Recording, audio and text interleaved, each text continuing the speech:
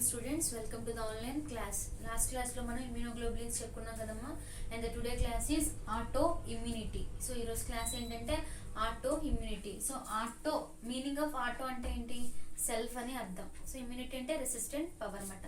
So autoimmunity అంటే ఏంటి? ఇక్కడ డెఫినేషన్ ఏంటంటే antigen present in one's own cell. Own cell మాట. Antigen present in one's own cell are called, వాటిని ఏమని చెప్పాలంటే auto antigens is called auto antigens are self antigens. Auto antigens are self antigens అని పిలుస్తారు. ఓకేనండి. So and auto immunity అంటే antigen present in one's own cell are called auto antigens are self antigens. So antibodies are produced by auto antigens. అంటే ఈ auto antigens కి ఈ self antigen కి against గా యాంటీబాడీ కనుక ప్రొడ్యూస్ అయితే దాన్ని ఏమని అంటారు అంటే ఆటో యాంటీబాడీ. ఆటో యాంటీబాడీస్ అని అంటారు. అర్థమైందండి. ఇప్పుడున్న సెల్ఫ్ యాంటీజెన్ కి ఎగ్నెస్ట్ గా ఏం ఫామ్ అవుతుంది? యాంటీబాడీ కనుక ఫామ్ అయితే వాటిని ఆటో యాంటీబాడీస్ ని పిలవాలి. So antigen present in one's own cell are called auto antigens are self antigens. So antibodies are produced by antibodies అనేవి ఫామ్ అవుతాయి. Antibodies are produced by auto antigens are called auto antibodies. And immunities form ఎప్పుడైతే auto antibodies అనేవి మన బాడీలో form అయినాయో అప్పుడు ఏమవుతుంది? Immunity అనేది produce అవుతుంది. దాన్ని ఆటో ఇమ్యూనిటీ అని అంటారు. దాన్ని ఏమంటారు? Auto immunity. ఓకేనండి. ఆటో ఇమ్యూనిటీ అని పిలుస్తారు. So auto immunity first discovered. Auto ఇమ్యూనిటీని ఫస్ట్ ఎవరు డిస్కవర్ చేశారు అంటే Metchnikoff. Auto immunity first discovered by the Metchnikoff అనే సైంటిస్ట్ ఆటో ఇమ్యూనిటీని డిస్కవరీ చేశారు in the year 1900 in guinea pigs.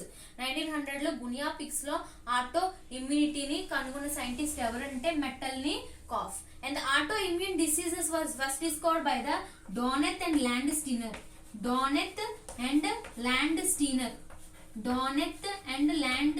అనే సైంటిస్ట్ ఇన్ ద ఇయర్ 1904 లో డోనెత్ అండ్ ల్యాండ్స్టీనర్ అనే సైంటిస్ట్ ఏంటంటే ఆటో ఇమ్యూన్ డిసీజెస్ ని డిస్కవరీ చేశారు.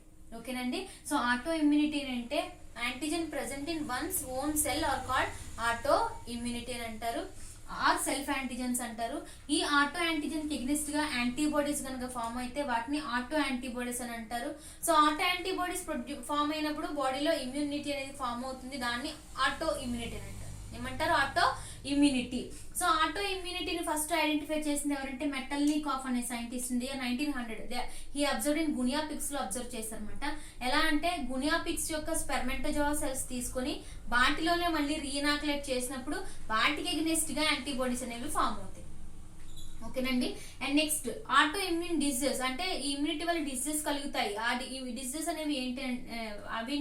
ఆ డిసీజెస్ ని డిస్కవరీ చేసింది అంటే డోనెత్ అండ్ ల్యాండ్స్టీనర్. ఇయర్ 1904 లో డోనెత్ అండ్ ల్యాండ్స్టీనర్ అని ఆయన డిస్కవరీ చేశారు. And characteristics of auto immune disease. What are the characteristics? So auto immune disease is caused by auto immune response. First character ఏంటంటే ఆటో ఇమ్యూన్ డిసీజెస్ అనేవి దేని వల్ల కాజ్ అవుతాయి? ఆటో ఇమ్యూన్ రెస్పాన్స్ వల్ల కలుగుతాయి. And next the diseases can be passively transferred by the one to another. అంటే ఒకదాని నుంచి ఇంకొకటి వీటిని ట్రాన్స్ఫర్ చేయొచ్చు.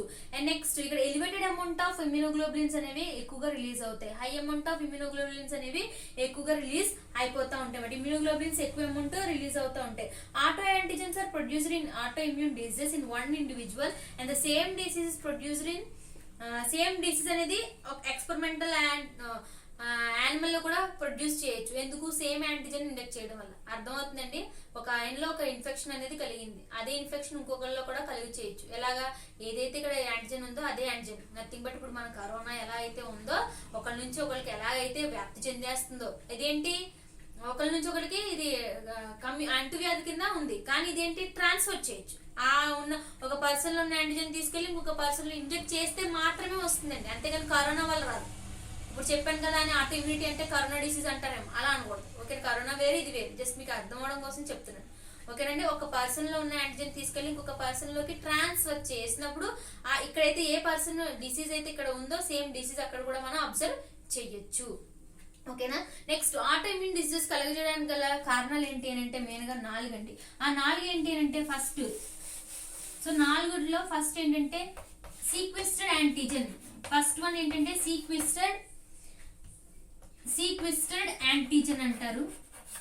And next neo antigens, sequestered antigen, neo antigen.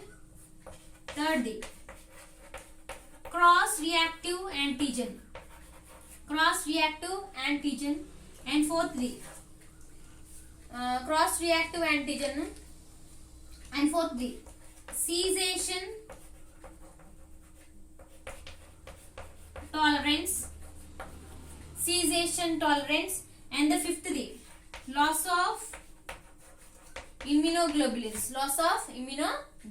ఈ 5 వల్ల మనకి డిసీజ్ వచ్చే ఛాన్స్ ఉంది. So what are the cause of autoimmune disease? ఇందులో ఫస్ట్ వన్ ఏంటంటే sequestered antigen. Sequestered antigens means they does not accessible to the immune system. So immune system లో అసలు access అనేది అవ్వదు. అందుకే వీటిని ఏమంటారంటే they are also called hidden antigens. అని పిలుస్తారు. ఏమని పిలుస్తారు? హిడెన్ యాంటీజెన్స్ అనేది పిలవాలి. సీక్వెస్టెడ్ యాంటీజెన్స్, హిడెన్ యాంటీజెన్స్ అని పిలుస్తారు. నెక్స్ట్ నియో యాంటీజెన్స్ అంటే they are altered and modified. ఏదైనా ఒక chemical agent or physical agent చేసినప్పుడు అవి ఆల్టర్ అండ్ మోడిఫై అవుతాయి. వాటిని నియో యాంటీజెన్స్ అంటారు, ఆర్ మైక్రోబియల్ యాంటీజెన్స్ అంటారు. వీటి వల్ల మనకి డర్మటైటిస్ కానీ, ఆర్ ఎనీమియా కానీ, ల్యూకోపీనియా కానీ, థ్రోంబోసైటోపీనియా కానీ కలిగే అవకాశం ఉంది. Anaemia, thrombocytopenia, dermatitis and leukopenia వచ్చే ఛాన్స్ అనమాట. ఎందుకంటే మోడిఫై అయిపోతాయి. మనం మ్యూటేషన్స్ చెప్పుకున్నప్పుడు ఫిజికల్ మ్యూటేషన్స్, కెమికల్ మ్యూటేషన్స్ ఎలా చెప్పుకుంటాం? ఓకేనండి. అలాగే ఇక్కడ కూడా ఏదైనా ఒక physical agent or chemical agent చెప్పినప్పుడు యాంటీజెన్ అనేది మారిపోతుంది. దాన్ని నియో యాంటీజెన్స్ అని పిలుస్తారు. And next cross reactive antigen. So cross reactive antigen ఏంటంటే it's in a foreign antigen and structurally resemble to the second antigen. And react with the antibody to the second antigen.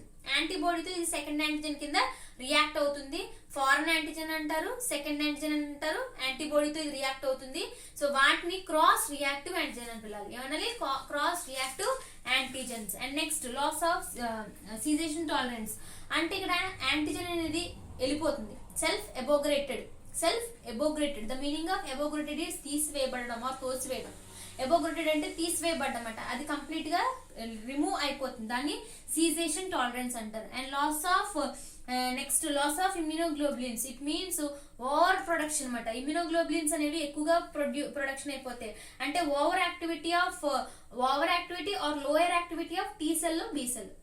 Over activity or lower activity అంటే ఎక్కువ ఉన్న ప్రమాదమే, తక్కువ ఉన్న ప్రమాదం అనమాట. T cell, B cell. వాటిని లాస్ ఆఫ్ ఇమ్యూనోగ్లోబులిన్స్ అని చెప్తారు. దాన్ని loss of immunoglobulins. This is the common cause of autoimmunity. Sequestered antigens, neoantigen, cross reactive antigen, cessation tolerance and loss of immunoglobulins. And next, classification of autoimmune diseases.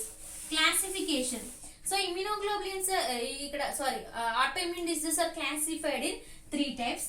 Autoimmune diseases are classified in 3 types. They are 3 types కింద classify చేస్తారమ్మా. అవి ఏంటంటే haemolytic autoimmune disease, localized autoimmune disease and systematic autoimmune disease. Hemolytic autoimmune disease, localized systematic autoimmune disease. Hemolytic autoimmune disease ante hemolytic autoimmune disease is a clinical disorder and destruction of blood components like RBC or WBC or platelets. RBC destruction అవ్వచ్చు, WBC destruction అవ్వచ్చు, platelets అనేవి destruction అవ్వచ్చు. RBC destruction కనుక అయితే haemolytic anaemia cause అవుతుంది. WBC destruction అయితే ల్యూకోపీనియా cause అవుతుంది. Platelet destruction కనుక జరిగితే థ్రోంబోసైటోపీనియా కాజ్ అవుతుంది. Got it? So destruction of blood components అంటే ఏంటండి? RBC, WBC, ప్లేట్లెట్సే కదా. సో RBC డిస్ట్రక్షన్ జరిగితే హీమోలైటిక్ ఎనీమియా, WBC అయితే ల్యూకోపీనియా, ప్లేట్లెట్స్ అయితే థ్రోంబోసైటోపీనియా అని చెప్పాలి.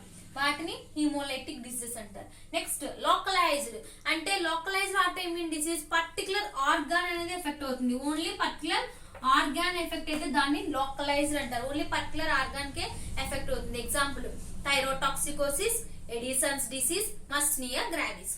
Thyrotoxicosis, Addison's disease, myasthenia gravis. కంగారు పడకండి అమ్మా, డిసీజ్ పేర్లు ఇవి. ఓకేనా, నేర్చుకోవడానికి ప్రయత్నించండి. నోరుని మీరు ప్రాక్టీస్ చేయండి. Thyrotoxicosis, Addison's disease and myasthenia gravis అనే డిసీజ్. ఓన్లీ పర్టికులర్ ఆర్గాన్ కే నేను క్లాసిఫికేషన్ చెప్పినప్పుడు చెప్తానండి. అండ్ నెక్స్ట్ సిస్టమాటిక్ అంటే systematic auto immune disease affect whole the body. మొత్తం హోల్ ద బాడీ ఎఫెక్ట్ అయితే దాన్ని సిస్టమాటిక్ ఆటో ఇమ్యూన్ డిసీజ్ అంటారు. ఎగ్జాంపుల్స్ ఏంటి? Lupus erythematosus, rheumatoid arthritis. Lupus erythematosus and rheumatoid arthritis. This is the classification of autoimmune diseases. Hemolytic autoimmune diseases ఉన్నాయి, localized autoimmune diseases ఉన్నాయి, and systematic autoimmune diseases ఉన్నాయన్నమాట. ఓకేనండి, so అది introduction about the autoimmune disease. And next class లో మీకు clear గా autoimmune diseases అనేవి ఏంటో చెప్పడం జరుగుతుంది. సో నోట్స్ రాసుకోండి, రన్నింగ్ నోట్స్ రాసుకోండి. సో ఫాలో అవుతూ ఉండండి, వీడియోస్ ని ఫాలో అవుతూ ఉండండి. ఓకేనమ్మా, థ్యాంక్ యూ స్టూడెంట్స్.